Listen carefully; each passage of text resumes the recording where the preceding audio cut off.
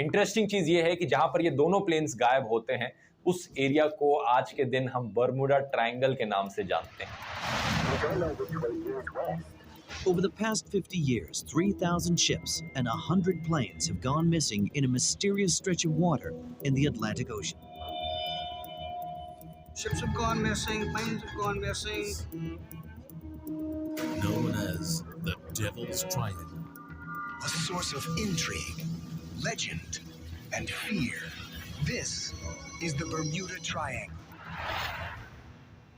अस्सलाम वालेकुम दोस्तों, आप देख रहे हैं मेरा यूट्यूब चैनल रॉयल रिएक्ट्स। उम्मीद करता हूँ आप सब लोग खैरियत से होंगे। दोस्तों, बर्मुदा ट्रायंगल के बारे में तो आप सब लोग जानते ही हैं, सुना होगा आपने ज़रूर। बर्मुदा ट्रायंगल के हवाले से ही एक ऐसी इंकशाफात भरी वीडियो आपके सामने हाजिर है। चले आइए देखते हैं। नमस्कार दोस्तों, साल 1945 5 दिसंबर को दोपहर के 2:10 यूएस नेवी के 5 टॉर्पीडो बॉम्बर विमान फ्लोरिडा से टेक ऑफ करते हैं। इस उड़ान को कहा जाता है फ्लाइट 19। अपना एक 3 घंटे का रूटीन ट्रेनिंग मिशन करना, यानी कुछ ऐसी स्पेशल उड़ान नहीं थी ये, अपने रेगुलर ट्रेनिंग मिशंस कंडक्ट करने के लिए उड़ान भर रहे थे। फ्लाइट में 14 क्रू मेंबर्स हैं जिन्हें लीड किया जा रहा है एक फ्लाइट लीडर के द्वारा, जो कि बहुत ही एक्सपीरियंस्ड पायलट हैं और एक वॉर वेटरन भी हैं। ये 5 प्लेन्स उड़ान भर के ईस्ट की डायरेक्शन में फ्लाई करते हैं फ्लोरिडा से। सब कुछ नॉर्मल चल रहा है, मौसम काफी साफ है, लेकिन उड़ान भरने के करीब 2 घंटे बाद इनके स्क्वाड्रन लीडर रिपोर्ट करते हैं कि अचानक से इनके कंपस में प्रॉब्लम्स आ रही हैं। इनका कंपस काम करना बंद कर जाता है। ये अपना बैकअप कंपस निकालते हैं, लेकिन बैकअप कंपस भी फेल। इन्हें पता नहीं इनकी पोजीशन कहां पर है एक्चुअली में। ये बाकी प्लेन के पायलट से पूछते हैं और उनके भी इंस्ट्रूमेंट मैल फंक्शन करने लग रहे हैं। स्क्वाड्रन लीडर का नाम है लेफ्टिनेंट चार्ल्स कैरल टेलर, और कंपस खराब होने के बाद काफी कंफ्यूजिंग से मैसेजेस सुनने को मिलते हैं रेडियो ट्रांसमिशन से। टेलर कहते हैं, both my compasses are out and I'm trying to find Fort Lauderdale, Florida. I'm over land but it's broken. I'm sure I'm in the Keys but I don't know how far down and I don't know how to get to Fort Lauderdale. मौसम अब धीरे धीरे बिगड़ता जा रहा है। शाम के 4:56 टेलर को लगता है कि उनके विमान एक्चुअली में गल्फ ऑफ मेक्सिको के ऊपर पहुंच चुके हैं, इसलिए अब उन्हें ईस्ट की डायरेक्शन में फ्लाई करना होगा वापस फ्लोरिडा जाने के लिए। इसलिए अब वो बाकी सारे अपने प्लेन्स को कमांड देते हैं कि ईस्ट की डायरेक्शन में फ्लाई किया जाए। लेकिन कुछ फ्लाइट में क्रू मौजूद है जिन्हें लगता है कि नहीं, वो एक्चुअली में अभी ईस्ट में ऑलरेडी हैं, उन्हें वेस्ट में फ्लाई करना चाहिए। इस ऑर्डर के एकदम बाद उनमें से एक प्लेन से एक रेडियो ट्रांसमिशन सुनने को मिलता है, damn it, if we could just fly west we would get home, head west, damn it. यानी कि बाकी क्रू मेंबर्स को शक है कि एक्चुअली में उन्हें वेस्ट में फ्लाई करना चाहिए वापस घर लौटने के लिए। लेकिन मौसम बिगड़ता रहता है, सूरज ढल जाता है और अंधेरा हो जाता है। इस वक्त माना जाता है कि ये प्लेन्स एक्चुअली में 370 किलोमीटर ईस्ट में थे फ्लोरिडा के। शाम के 7:04 PM पर टेलर की तरफ से आखिरी रेडियो ट्रांसमिशन आता है, all planes close up tight, we'll have to ditch unless landfall, we all go down together। और इसके बाद ये पांचों के पांचों प्लेन हमेशा के लिए गायब हो जाते हैं। आज के दिन तक इन प्लेन्स के बारे में हम नहीं जानते कि ये कहां पर हैं, इनके साथ क्या हुआ। फ्लाइट 19 के गायब होने के बाद एक search and rescue Mariner aircraft take off करता है 13 लोगों के क्रू के साथ। इसका मिशन है इस फ्लाइट 19 को ढूंढना। ये ढूंढने निकलता है और ये भी गायब। पहले फ्लाइट 19 के 14 लोग गायब और अब इस Mariner search and rescue aircraft के 13 लोग गायब। इसके बाद कई दिनों तक एक बहुत ही बड़ा air and sea search operation बुलाया जाता है, उस समय का one of the largest search operations इन दोनों फ्लाइट्स को ढूंढने के लिए। लेकिन कोई अता पता नहीं चलता, ना तो कोई बॉडी मिलती है किसी इंसान की, ना ही एयरक्राफ्ट का कोई टूटा हुआ हिस्सा मिलता है, एकदम गायब। इंटरेस्टिंग चीज ये है कि जहां पर ये दोनों प्लेन्स गायब होते हैं उस एरिया को आज के दिन हम बर्मुडा ट्रायंगल के नाम से जानते हैं। Over the past 50 years, 3,000 ships and 100 planes have gone missing in a mysterious stretch of water in the Atlantic Ocean. Ships have gone missing, planes have gone missing. Known as the Devil's Triangle. A source of intrigue, legend, and fear. This is the Bermuda Triangle. Bermuda triangle बताया जाता है समुद्र का एक बहुत ही mysterious हिस्सा, जहां पर 100 से ज्यादा विमान और जहाज गए और गायब हो गए, जिनका कोई अता पता नहीं चला।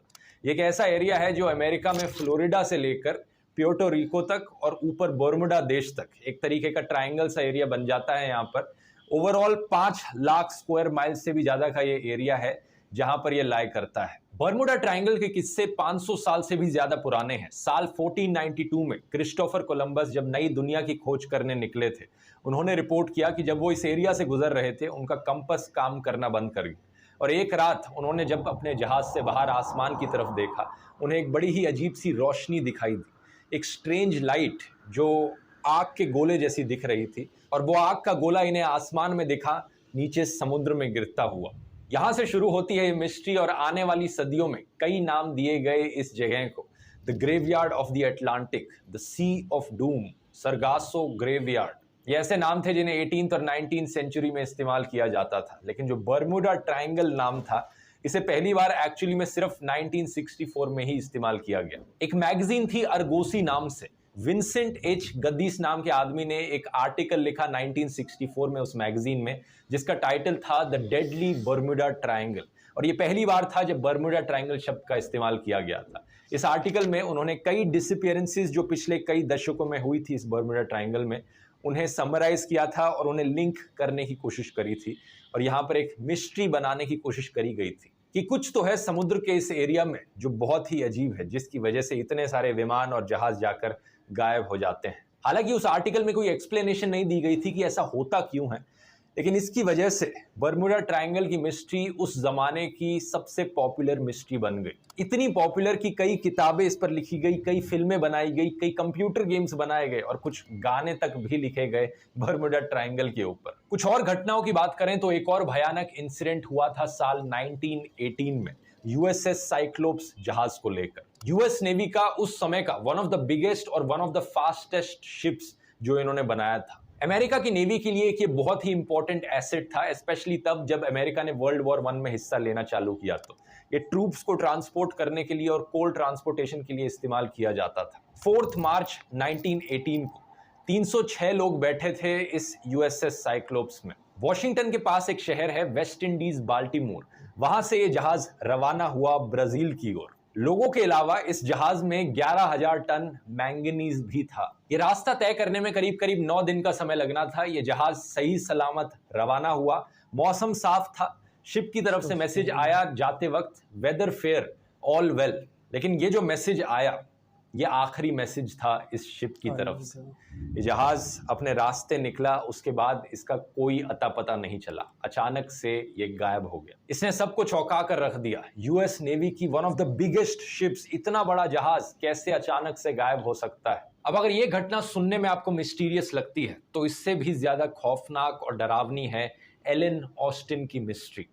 साल 1881 में एक 210 फीट लंबा जहाज था एलन ऑस्टिन नाम से, लंदन से न्यूयॉर्क जा रहा था। बड़ी आम बात है, उस टाइम पर बहुत जहाज ये सफ़र किया करते थे, लेकिन रास्ते में एलन ऑस्टिन को एक अनजान जहाज दिखता है, एक अनआइडेंटिफाइड शिप बर्मुडा ट्रायंगल के एरिया के पास। बाहर से देखने में अनजान जहाज बिल्कुल नॉर्मल लग रहा था, लेकिन इसके अंदर कोई भी इंसान का नामो निशान तक नहीं था, कोई क्रू ही नहीं था इस शिप के ऊपर, कोई लोग नहीं थे। तो एलन ऑस्टिन के कैप्टन ने सोचा जरा मैं इस जहाज में जाकर देखता हूँ क्या हुआ है यहाँ पर। पहले उन्होंने 2 दिन तक इंतजार किया उस जहाज के पास अपने जहाज को लगाकर कि अगर कोई हो तो कुछ पता लग जाए, उसका कोई निशान दिख जाए, कोई रिस्पॉन्स आ जाए दूसरे जहाज से, लेकिन कोई रिस्पॉन्स नहीं आया 2 दिन तक। उसके बाद कैप्टन ने उस अनजान जहाज में कदम रखा। इस नए जहाज के अंदर बहुत सारा सामान रखा था, सारी चीजें जहां होनी चाहिए थी वही थी। उस समय लोगों को पायरेट्स का डर रहता था कि कहीं उनके जहाज पर हमला ना कर दिया जाए पायरेट्स के द्वारा जो सामान छीन कर भाग जाए। तो ये चीज़ तो इस जहाज के साथ बिल्कुल नहीं हुई थी, क्योंकि जो भी सारी वैल्यूएबल चीज़ें थी उस जहाज के अंदर सही सलामत थी। इसी रीज़न से एलन ऑस्टिन के कैप्टन फैसला लेते हैं कि मैं अपने कुछ क्रू मेंबर्स को इस नए जहाज पर भेज देता हूँ और दोनों जहाज को हम साथ में लेकर आगे बढ़ते हैं। पहले 2 दिन तक दोनों जहाज साथ साथ आराम से आगे बढ़ते हैं, लेकिन फिर एक तूफान आ जाता है, दोनों के रास्ते अलग अलग हो जाते हैं और गायब हो जाता है वो अनजान जहाज।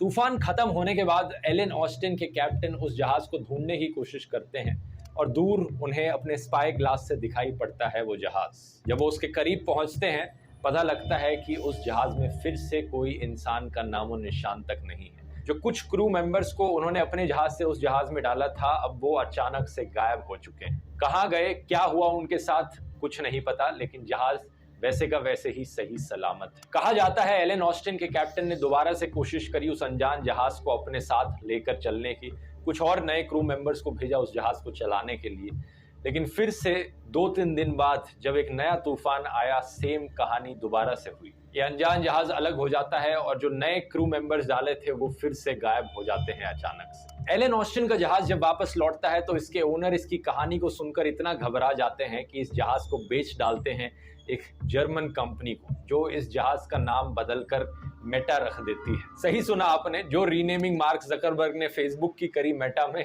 इस जहाज को भी रीनेम करके मेटा कर दिया गया बाद में। है ना कितनी दिलचस्प और लेजेंडरी कहानी। लेकिन अफसोस दोस्तों, ये घटना मोस्ट प्रोबेबली सिर्फ एक कहानी ही है, क्योंकि ये घटना इतनी पुरानी है, इसे ठीक से वेरीफाई करना पॉसिबल नहीं है। और जो कहानियां हिस्टोरिकली काफी पॉपुलर होती हैं, जो पीढ़ियों से चली आ रही होती हैं, लेकिन ढंग से उन्हें वेरीफाई करना पॉसिबल नहीं होता, सच जानना पॉसिबल नहीं होता, उन कहानियों को हम कहते हैं लेजेंड या अर्बन लेजेंड्स। और बहुत से रैशनल थिंकर्स का मानना है बर्मुडा ट्रायंगल भी एक लेजेंड है, the legend of Bermuda triangle. Bermuda triangle की घटनाओं के पीछे क्या कारण है, इसको लेकर कई थ्योरीज बनाई गई हैं। कुछ लोग ब्लेम एलियंस पर डालते हैं कि एलियंस ने आकर इन जहाज़ों को, इन विमानों को उड़ा लिया होगा, अपने साथ लेकर चले गए होंगे। कुछ लोग कहते हैं कि इस जगह में समुद्र के नीचे एक बड़ा सा सी मॉन्स्टर होता है जिन्होंने इन चीज़ों को गायब कर दिया होगा। कुछ लोग कहते हैं कि यहाँ का समुद्र ही इस तरीके से है कि ये सारे विमान जहाज इसके अंदर गिर जाते हैं। ये वाली थ्योरीज तो बहुत ही अजीबोगरीब है, लेकिन हम उन थ्योरीज पर फोकस करते हैं जो थोड़ी और साइंटिफिक लगती हैं सुनने में। एक एक्सप्लेनेशन दी जाती है मैग्नेटिज्म के आधार पर। असल में बात क्या है दोस्तों, धरती का जो एक्चुअली में नॉर्थ पोल है और जो मैग्नेटिक नॉर्थ पोल है, वो दो अलग अलग पॉइंट्स हैं। तो जब आप कंपास से नॉर्थ की डायरेक्शन में देखते हैं तो वो मैग्नेटिक नॉर्थ पोल की तरफ पॉइंट कर रहा होता है कंपास, लेकिन जो एक्चुअली में नॉर्थ पोल है वो थोड़ा सा अलग होता है, उसे ज्योग्राफिक नॉर्थ पोल कहते हैं। आप इस फोटो में देख सकते हैं कि एक्चुअली में ज्योग्राफिक नॉर्थ पोल और मैग्नेटिक नॉर्थ पोल में कितना डिफरेंस है। तो आमतौर पर जब लोग कंपास का इस्तेमाल करते हैं, जो पुराने टाइम से करते आ रहे हैं, वो इस चीज को अकाउंट में लेते हैं। लेकिन धरती पर कुछ ऐसे एरियाज हैं जहां से आप कंपास का इस्तेमाल करोगे तो आपको मैग्नेटिक नॉर्थ पोल और geographic north pole exact same जगह पे देखने को मिलेंगे। ऐसी जगहें जहां पर ऐसा होता है उन्हें कहा जाता है एगोनिक लाइंस। वैसे ये एगोनिक लाइंस टाइम के साथ साथ बदलती रहती हैं, लेकिन पिछले 200-300 सालों में जो 0 डिग्री की लाइन है वो बर्मुडा ट्रायंगल के एरिया के आसपास ही रही है या अंदर रही है। इससे कंफ्यूजन पैदा हो सकता है बेसिकली। दूसरी खास बात यह है इस एरिया के बारे में कि बर्मुडा ट्रायंगल के अंदर का जो एरिया है ये बहुत ही शैलो एरिया है। अगर आप इसे सैटेलाइट के नक्शे पर देखेंगे तो आपको दिखेगा कि ये जो बहामास है, यहाँ पर कैरेबियन आइलैंड्स हैं, इसके आसपास ये कितना टर्कोइस कलर का दिखने लग रहा है। बहुत लंबे एरिया में फैला हुआ ये ऐसा समुद्र का एरिया है जहां पर पानी गहरा नहीं है ज्यादा। अब देख सकते हैं जो गहरा समुद्र है इसके आसपास वो डार्क ब्लू कलर में दिख रहा है और ये एरिया अलग से स्टैंड आउट करता है जब सैटेलाइट से देखते हैं तो। इसकी वजह से कहा जाता है कि पुराने टाइम में कई जहाज जो यहाँ पर आते थे वो अटक जाते थे इस शैलो वाटर की वजह से। हिडन शोल्स, अगर कुछ ऐसे पॉइंट होते थे समुद्र के नीचे जहां पर मिट्टी थोड़ी ज्यादा उभर कर आ रही होती थी तो वो बाहर से दिखते नहीं थे। जहाज जब उनके अंदर चल के जाते तो बिल्कुल ही वहां पर अटक जाते। तीसरी खास बात, इस एरिया में हरिकेन्स की मात्रा वन ऑफ द हाईएस्ट है दुनिया में। अगर आप देखोगे दुनिया में कौन से देशों में सबसे ज्यादा हरिकेन्स देखने को मिलते हैं तो चाइना नंबर 1 पे आता है, लेकिन उसके बाद नंबर 2 पे यूएसए है और फिर क्यूबा है। क्यूबा इसी एरिया में लाई करता है। और यूएसए में सबसे ज्यादा हरिकेन्स कौन सी स्टेट में आते हैं? फ्लोरिडा में आते हैं, जो इसी एरिया में ही है। तो हरिकेन्स और वाटर स्पाउट्स ज्यादा फ्रीक्वेंसी से आते हैं इस एरिया में। चौथी एक्सप्लेनेशन दी जाती है मीथेन हाइड्रेट्स को लेकर। कुछ ऐसे एरियाज हैं समुद्र के अंदर जहां पर बड़ी फील्ड्स पाई जाती है मीथेन हाइड्रेट्स की। ऑस्ट्रेलिया में साइंटिस्ट ने कुछ लेबोरेटरी एक्सपेरिमेंट्स कंडक्ट किए थे। उन्होंने देखा कि जब मीथेन के बबल्स होते हैं पानी में एक मात्रा से ज्यादा, तो पानी की डेंसिटी कम हो जाती है और जो बॉयंसी होती है एक जहाज की वो मेंटेन नहीं हो पाएगी, तो जहाज पानी के अंदर डूब जाएगा। वही लॉजिक हो गया। वैसे जब नमक ज्यादा होता है पानी के अंदर तो पानी की डेंसिटी बढ़ जाती है, तो फ्लोट करना चीजों के लिए और आसान बनता जाता है। जैसे कि डेड सी में, जिस पे मैंने व्लॉग भी बनाया था अगर आपको याद हो, एक आम इंसान जो समुद्र में डूब जाए वो डेड सी पर फ्लोट करता है क्योंकि पानी की डेंसिटी ज्यादा होती है।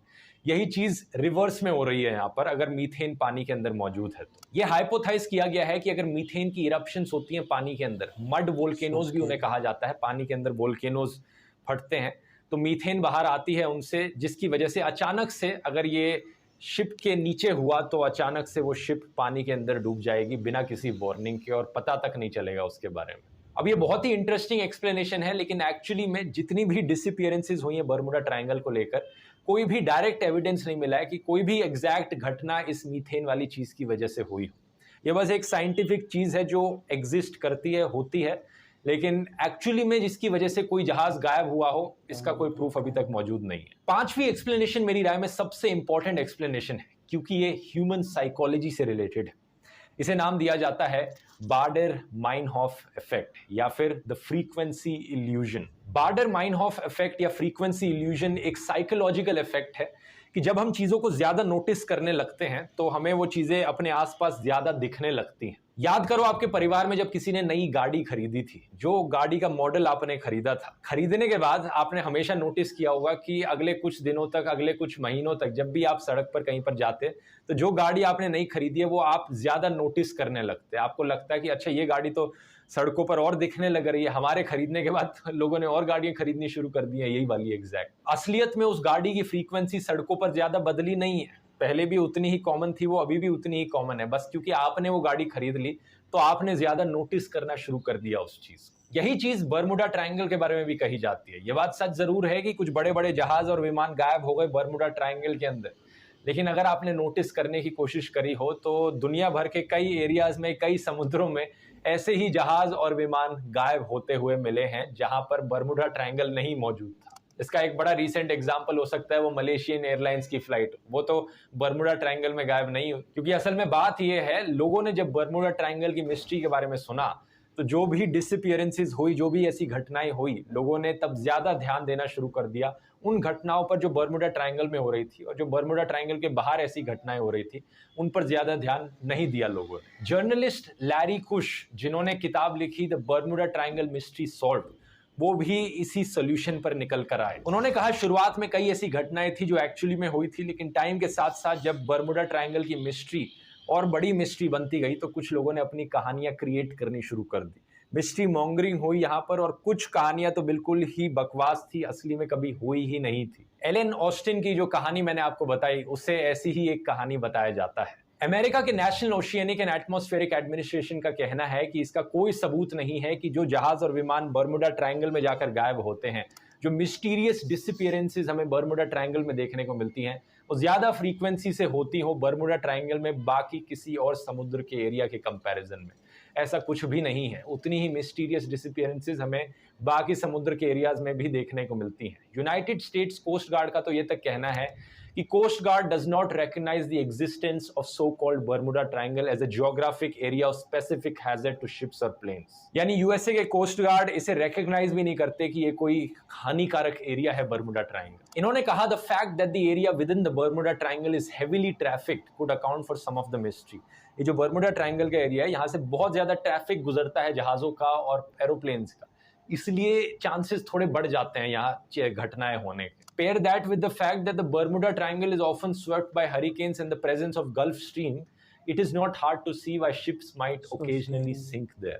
इसके अलावा अगर आप इस चीज को ध्यान में रखो कि इस एरिया में ज्यादा हरिकेन्स आते हैं और यहाँ का पानी ज्यादा शैलो है, तो आपको सीधा सीधा बर्मुडा ट्रायंगल की मिस्ट्री का जवाब मिल गया। वैसे इन ज्यादा हरिकेन्स के बावजूद भी WWF ने जब अपनी डिटेल्ड स्टडी कंडक्ट करी थी 2013 में, world's 10 most dangerous bodies of water for shipping, तो उन टॉप 10 मोस्ट डेंजरस वाटर्स में बर्मुडा ट्रायंगल का एरिया आता तक नहीं था। तो सिंपली कहे तो इन सारी मिस्टीरियस डिसअपीयरेंसेस का बर्मुडा ट्रायंगल से कुछ लेना देना नहीं था। और अगर आप अब पूछोगे लेकिन क्रिस्टोफर कोलंबस ने वो जो देखा था कि आग का गोला पानी के अंदर गिर रहा है, वो क्या था फिर? उसका भी एक सिंपल सा साइंटिफिक आंसर है। साइंटिस्ट का मानना है कि वो एक्चुअली में एक मीटियोर था जो क्रिस्टोफर कोलंबस ने देखा था। उम्मीद करता हूँ वीडियो इन्फॉर्मेटिव लगा। बहुत धन्यवाद। हाँ तो दोस्तों, कैसी लगी आपको मिस्ट्री ऑफ बर्मुदा ट्रायंगल? यकीनन आपको वीडियो पसंद आई होगी। इसी तरह की मज़ीद मालूमाती टेक्निकल साइंटिफिक वीडियोस देखने के लिए हमारे चैनल को सब्सक्राइब करें। वीडियो पसंद आई हो तो इसे ज़्यादा से ज़्यादा शेयर करें। Thank you so much. अल्लाह हाफिज़।